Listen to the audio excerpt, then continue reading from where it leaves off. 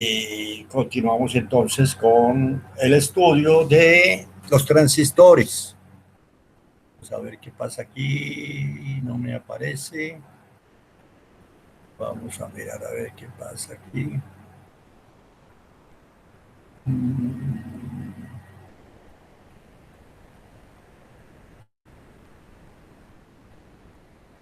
A ver.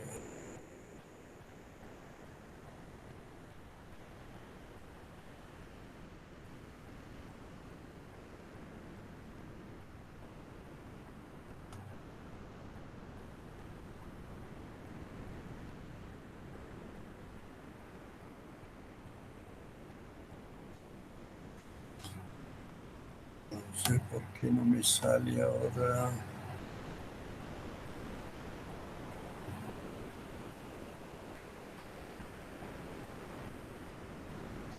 No me sale.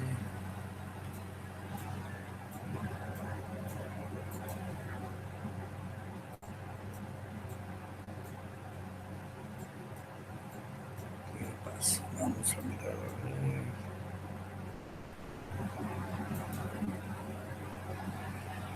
Diapositivas, compartir.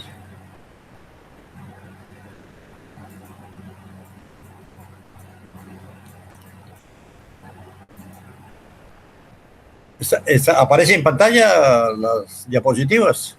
Señor. Muy bien. Sí, ya.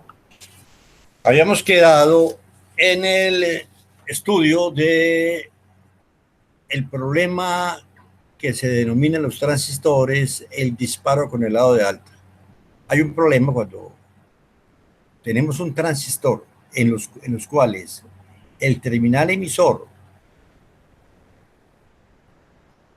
¿no?, en el caso del IGBT, o la fuente en el caso del MOSFET, está conectado a un punto del circuito donde está cambiando su voltaje, donde su voltaje no es constante. El único punto donde sería constante sería cuando lo tenemos conectado al negativo, o a un punto de tierra. Aquí en este caso, recordemos, cuando yo quiero encender este IGBT, entonces tenemos acá que entre emisor y el gate, el negativo está conectado acá con el emisor, y entonces si aplicamos aquí un voltaje de 10, 12 voltios, que es 2 veces el voltaje umbral, entonces el IGBT enciende. Pero cuando enciende, al conectarse, el potencial positivo de la fuente se traslada acá, al emisor. Entonces, para poderlo mantener encendido, el gate tiene que tener un potencial superior al voltaje de la fuente en 10 voltios, 10, 12 voltios. Y entonces el problema radica o sea, no se, un circuito como tal no puede mantener encendido aquí el transistor. ¿Por qué? Porque necesitamos disponer de un voltaje superior al voltaje de la fuente. Decimos que este problema lo resolvemos de dos maneras. Con un circuito de activación aislado, que es lo que lo vamos a ver como los convertidores flyback, ¿sí?, y con un circuito de bombeo de carga. El circuito de bombeo de carga, en cierto modo, resuelve ese problema aislando o neutralizando la conexión flotante, del voltaje flotante. Lo vamos a ver. ¿Qué ocurre, por ejemplo? Una posibilidad, si decimos que queremos tener que aquí, que acá, en el gate, necesitamos un voltaje superior al voltaje de la fuente, esto lo podríamos conseguir de esta manera. Del voltaje de la fuente construimos un doblador de voltaje y entonces controlamos ese voltaje doble para activar aquí el IGBT. ¿Sí? Pero el inconveniente hay que de pronto este voltaje que le estamos aplicando puede ser superior al voltaje máximo del gate. Total que esta solución es una solución teórica, muy académica. No es práctica, no no se ve en la práctica. ¿Y cómo construimos el doblador? Recordemos cómo construir un doblador de voltaje. Es muy sencillo realmente, ¿no? Fíjense. Tenemos la fuente, tenemos dos, vamos a colocarlo un poquito que se nos vea mejor acá porque realmente no sé. ¿Sí? Cuando cerramos el interruptor S2, al cerrar el interruptor S2, está abierto S1, entonces este negativo viene acá y el positivo de la fuente viene acá. Entonces, ¿qué significa? Que tenemos que el capacitor se carga con este voltaje, más aquí, menos acá. Cuando abrimos acá, abrimos 2 y cerramos 1 y queremos ver cuál es el voltaje que hay en la carga, el voltaje que hay en la carga es, nos vamos por aquí, por tierra, nos encontramos que ganamos aquí con el voltaje de la fuente, más, y aquí vamos, está cerrado ese 1, y aquí nos encontramos otra vez el voltaje de la fuente, porque V sub C1 estaba cargado el voltaje de la fuente. Y entonces lo que tenemos aquí en la carga es dos veces el voltaje de la fuente. De esta manera construimos un doblador de voltaje. Con este doblador de voltaje, teóricamente, podemos mantener activado este transistor. Pero el inconveniente está en que el gate tiene un valor máximo de voltaje máximo, no se puede superar. Y entonces, en este caso, este doblador puede estar superando ese voltaje. Por lo que esta opción realmente no se utiliza mucho. Veamos la otra opción para resolver este problema. La otra opción la vamos ahora si no hay alguien que nos ayude en la traducción, yo lo puedo hacer para que ustedes vayan viendo. La otra opción es la siguiente, miren. Tenemos un circuito driver especial, como el IR2118. Recordemos que tenemos aquí los dos transistores de potencia, ¿sí? Y el problema que se presenta es con el transistor acá, con el transistor del lado de alta. Este sería el transistor que presenta el lado de alta. ¿Por qué?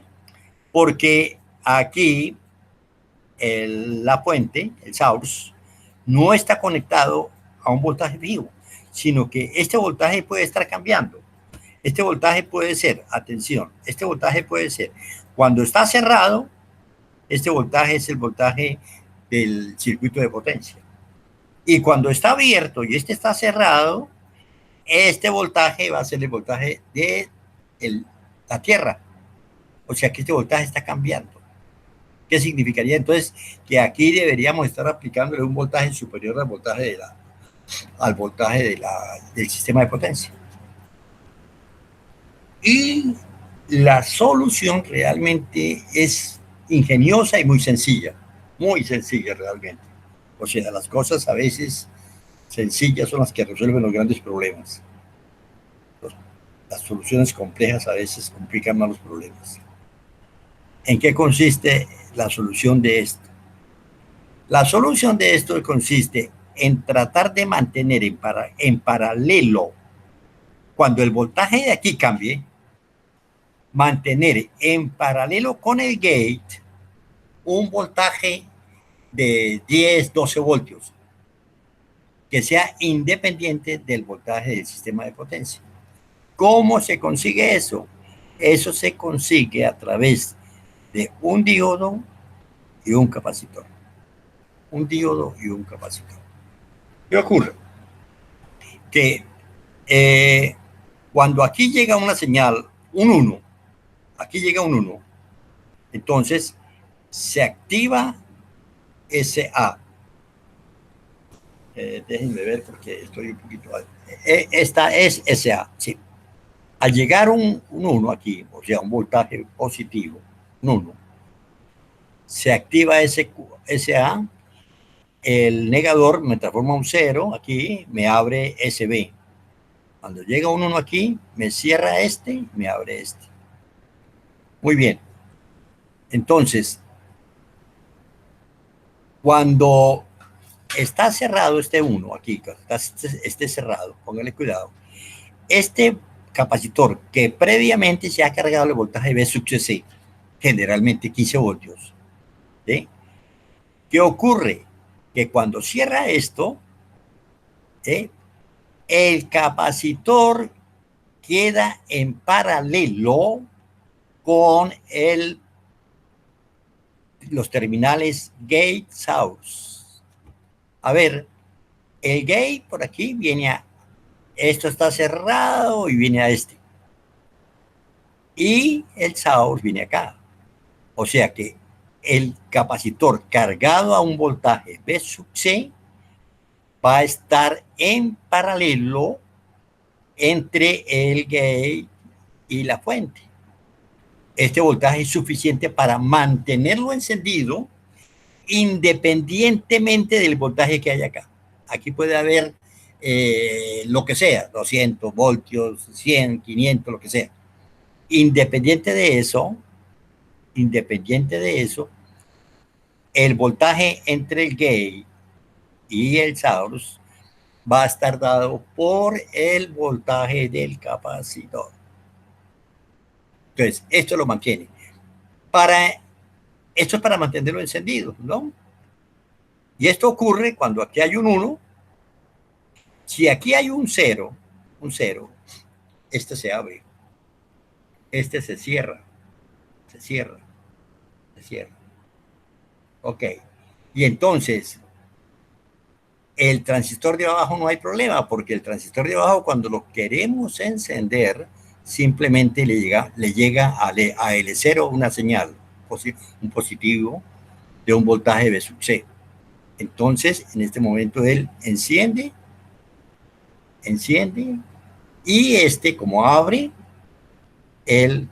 se abre este. O sea, que el circuito que se llama bootstrap, este circuito, bootstrap, es un circuito conformado por un diodo y un capacitor, cuya finalidad es mantener un voltaje entre la compuerta y la fuente del transistor del lado de alta que sea en el orden de 15 voltios, independientemente del voltaje que hay acá, ¿sí? Porque este voltaje, fíjese, cuando este está cerrado, cuando este está cerrado, S2 cerrado, S2 cerrado y S1 abierto, entonces aquí tenemos un 0, tierra, el potencial de tierra, ¿sí? Cuando este se abre y este se cierra, ¿qué vamos a tener aquí? El potencial de la fuente del sistema de potencia, del circuito de potencia. Entonces aquí tenemos un voltaje que está cambiando. Y él se puede mantener cerrado sin que se genere un voltaje muy grande. ¿Por qué? Porque él lo independiza del voltaje del sistema de potencia. No importa esto, porque lo que está en paralelo es el voltaje al cual está cargado el capacitor. Muy bien. Dicho esto, vamos a leer en todo lo que se dice en pocas palabras en ese dibujo.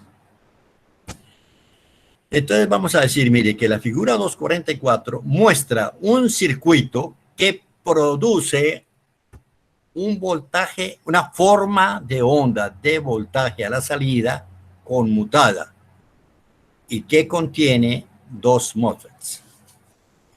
Como se puede ver inmediatamente, se puede encender el interruptor S2 del lado de baja sin ningún problema, pero se requiere un circuito adicional para encender el switch o el transistor S1 del lado de alta.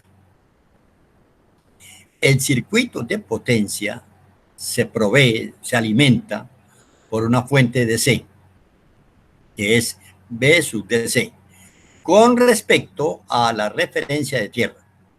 El voltaje de salida, Vout, se controla por los dos MOSFET, S1 y S2, los cuales operan complementariamente. Cuando S1 está cerrado y S2 está abierto, el voltaje de salida es igual a VDC. Cuando S1 está abierto y S2 está cerrado, el voltaje de salida es cero. Eso es lo que hemos visto, ¿no? ¿Sí? Si S1 está cerrado, es porque, si S2 está cerrado, es porque S1 está abierto. Entonces, este potencial que está aquí es el potencial de tierra. Cuando este se abre y este se cierra, entonces tenemos acá el voltaje VDC del circuito de potencia. Eso es lo que quiere decir lo que acabamos de leer. Muy bien. El circuito activador de la compuerta genera las señales de compuerta H0 y L0 para S1 y S2 respectivamente.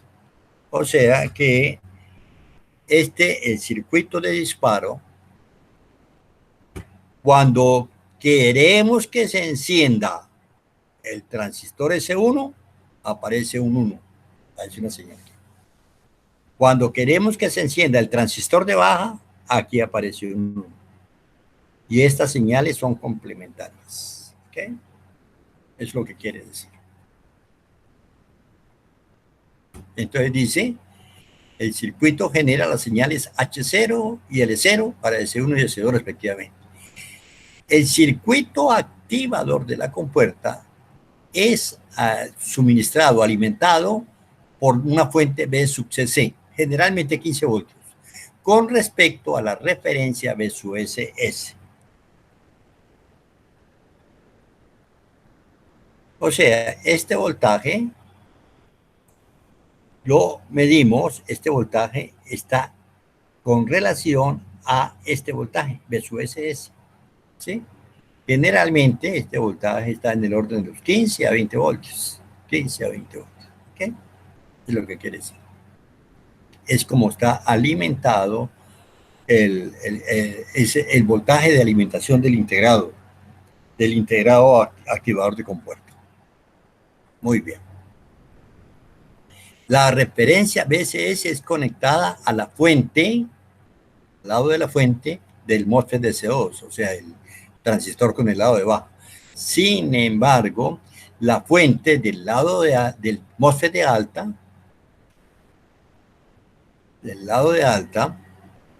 está conectado a Vout. El voltaje Vout es flotante porque su nivel de voltaje está variando. O sea, ese voltaje Vout puede ser 0, ya vimos, o puede ser el voltaje VDC del sistema de potencia. Consecuentemente, S2 se mantendrá encendido si L0 es B sub CC. Si a L0 le llega la activación, un 1, que equivale al voltaje B sub CC, entonces se enciende, y si le llega un 0, pues a L0, entonces se abre. Es fácil mantener S2 en el estado cerrado, dado que la fuente está conectada a tierra, de tal manera que B sub GS tiene un valor igual a B sub CC. Para encender S1 también es fácil, ¿sí? El MOSFET inferior SB en el driver, el activador de la compuerta, se enciende y el MOSFET superior SA se apaga. En consecuencia, el voltaje de C1 es 0. Ok.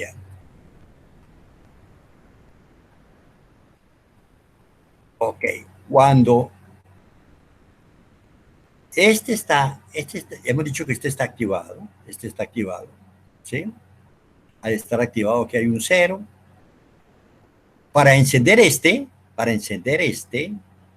pues a H0 le llega un voltaje, un 1, que es B sub 6, y no hay problema. No hay problema que él se enciende, porque hay una diferencia de potencial de B sub CC, ¿sí? El problema está que cuando este se enciende, este se apaga. Y al apagarse entonces, el voltaje aquí cambia de 0 al voltaje B sub DC. Eso es lo que quiere decir el texto. Muy bien. Más difícil que encenderlo no hay ningún problema, es mantenerlo encendido, el MOSFET de S1. Si S1 está cerrado, el nivel de voltaje en Vout es VDC. Con el fin de mantener el estado de conducción cerrado de S1, el voltaje gate source debe ser mayor que el voltaje de referencia del circuito, o sea, V sub DC. Entonces, ¿cómo puede el circuito activador de compuerta mantener tal voltaje gate source? Si H0 es V sub CC con respecto al voltaje de referencia de tierra, como es en el caso de L0, cuando se enciende S2, este no es suficiente para encender S1. En tanto que V sub CC tuviese un valor mayor que el voltaje de referencia del sistema, VDC, más el potencial VDC con respecto a la referencia de tierra en la fuente segura. Dice, un circuito adicional se requiere para crear el voltaje deseado. El circuito bootstrap, esto no tiene traducción, compuesto de un diodo DB y de un capacitor CB, puede realizar tal función. Una placa del capacitor se conecta a la fuente de S1 cuando S2 está cerrado a través de la trayectoria del diodo DB, CB y S2, se carga el capacitor B sub CC con la polaridad ilustrada en la figura. ¿Ok? Al estar cerrado este, ¿sí? Aquí tenemos un positivo que viene de acá. De acá. Entonces, este capacitor se carga porque este negativo viene acá y cierra a través de S2. Entonces, él se carga al voltaje B sub CC porque la referencia para B sub CC, la tierra para B sub CC y B sub S es. Y él se carga ¿cuándo? Cuando esto está cerrado y queda cargado. Queda cargado listo para cuando se vaya para mantener encendido ese uno. Entonces, él se carga acá. Viene el pulso aquí que me dice, vamos a cerrar este. Se cierra, ¿por qué? Porque al estar cerrado aquí, este punto aquí, el voltaje B sub CC lo activa. Pero al abrir esto, este voltaje pasa de ser 0 a ser VDC. Pero en ese momento, entonces, el voltaje entre G y S es el voltaje del capacitor, porque el capacitor está en paralelo con ese circuito. Un terminal del capacitor se conecta a la fuente de S1 y el otro está conectado a través de SA, ¿sí? Porque este SA se ha activado. ¿Quién lo ha activado? El 1 que viene aquí para iniciar aquí el proceso de encendido. O sea, que este sencillo circuito de un diodo y un capacitor me resuelve ese problema del transistor del lado de alta. Bueno, continuamos aquí. Entonces dice, para comandar el encendido de S1, SA en el circuito activador de la compuerta, SA lo tenemos acá, se enciende por B sub G. B sub G es la señal de disparo. B sub G hace llegar aquí un 1, un potencial, activa esto. Entonces, a esto lo activa. Es lo que quiere decir. Y SB, en ese momento, cuando usted activa SA, cuando el 1 activa SA, aquí viene un 0 y se desactiva SB. Se desactiva SB. Muy bien. A través de SA, SB aparece en paralelo con los terminales fuente compuerta de S1 en serie con la resistencia de compuerta. O sea, que esto está en paralelo con el circuito GS, pero entre esos dos hay esta resistencia, que esta resistencia es una resistencia limitadora para las corrientes de carga de las capacitancias internas que hay en este MOSFET. En la medida en que CB haya sido plenamente cargado, un voltaje suficiente se aplica entre el gate y la fuente S1. En consecuencia, el estado de encendido de S1 se puede mantener. Consecuentemente, no importa el valor de VSU-out, el driver de la compuerta puede suministrar el voltaje necesario entre compuerta y fuente en el MOSFET del lado de alta con el circuito ese bootstrap. Por lo tanto, sin el circuito de bootstrap de C está siendo aplicado entre S1 y tierra, lo cual hubiese requerido un valor alto de B sub CC. Si no hacemos este truco, para mantener esto, significaría que entonces el voltaje aquí tendría que ser un voltaje superior al voltaje de sub CC, es lo que quiere decir esto. Con el circuito bootstrap de sub CC, el voltaje de CB se aplica directamente a través de la compuerta fuente de S1 en serie con la resistencia de compuerta, la cual necesita un valor más bajo de sub CC. Los drivers activadores de compuerta se disponen en la forma de circuitos integrados. Por ejemplo, el activador de un interruptor de un convertidor, buck, reductor, elevador o reductor elevador, se puede escoger el MC34152. También el IR2118, que es el que se maneja en la práctica 3, también tiene los mismos, el mismo desempeño de estos. Hay una serie, cada compañía esto produce sus drivers, pero basados en el mismo principio, del bootstrap. Muy bien, ¿alguna pregunta en relación a este tema? ¿Alguna pregunta? ¿Alguna pregunta, por favor? ¿Preguntas? Bueno, si no hay preguntas, seguimos entonces. Aquí vemos con el IR2210 cómo van las conexiones.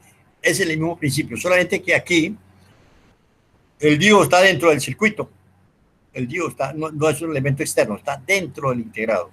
¿Ok? Todas estas capacitancias que se ven acá funcionan como fuentes auxiliares, porque recordemos que todos estos transistores requieren de las fuentes pulsos de corriente. Cuando el capacitor se carga, hay una serie de pulsos porque el capacitor se está cargando en cada periodo de conmutación. Entonces está demandando una serie de pulsos y esos capacitores, fíjense que son importantes, mire, 10 micros, tienen valores importantes, sirven como fuentes auxiliares para proveer esas corrientes pulsantes que demanda el proceso de carga del capacitor. Aquí hay una serie de autoacopladores HCPL. Este es un autoacoplador normalito, este no es para el lado de alta, ¿no? El IR2210 está diseñado exclusivamente para los puentes H. Cuando tenemos transistores en el lado de alta, dos de baja y dos de alta en un puente H. Estos son el optoacoplador y el circuito emisor-seguidor. ¿Sí? Para activar aquí a un, un transistor que no tenga el problema del lado de alta. ¿Ok?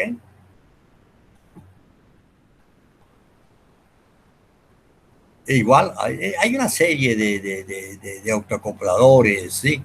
Pero estos son autoacopladores normales que se aplican en transistores que no tengan ese problema. ¿Cuál es el problema fundamental? Que el emisor en el IGBT esté conectado a un terminal cuyo voltaje está cambiando. Un momento es tierra del circuito de potencia y en otro momento es el voltaje de la fuente del sistema de potencia. ¿Sí? Ahora, la otra solución que tenemos, que se tiene, es el circuito de activación aislado. ¿Qué significa? Significa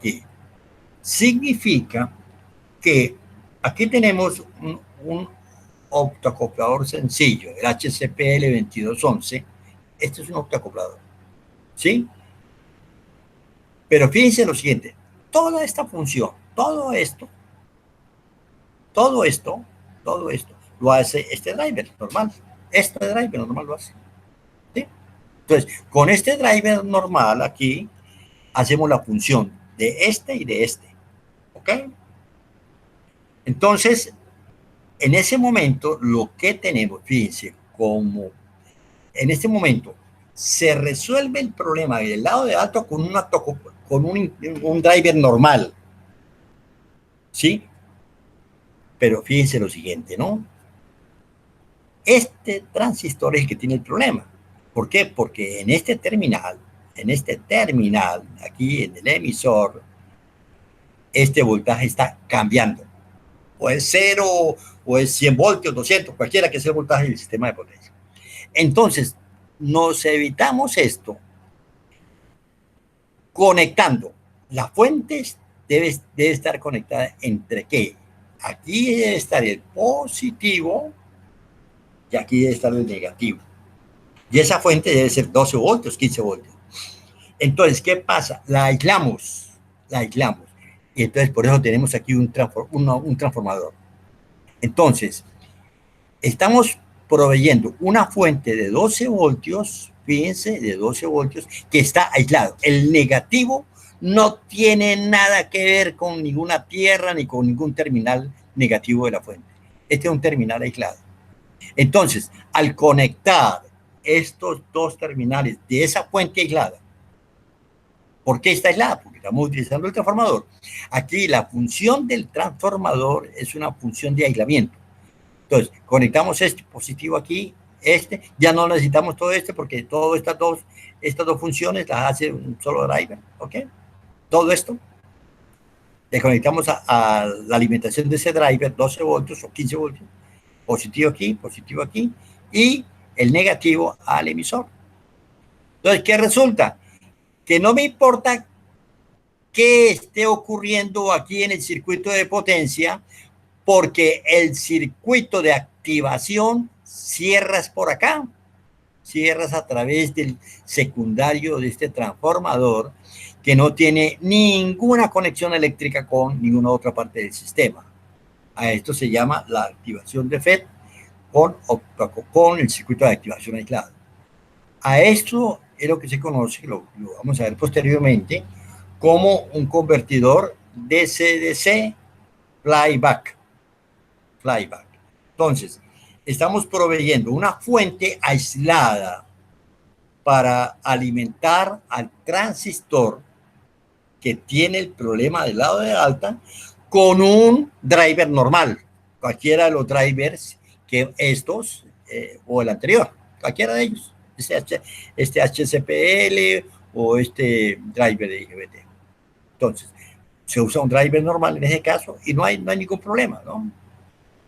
El problema en qué radica, que indudablemente vamos a ver que esta es la opción económica. Porque esta opción es costosa, porque implica que cada transistor de lado de alta deba tener su fuente aislada.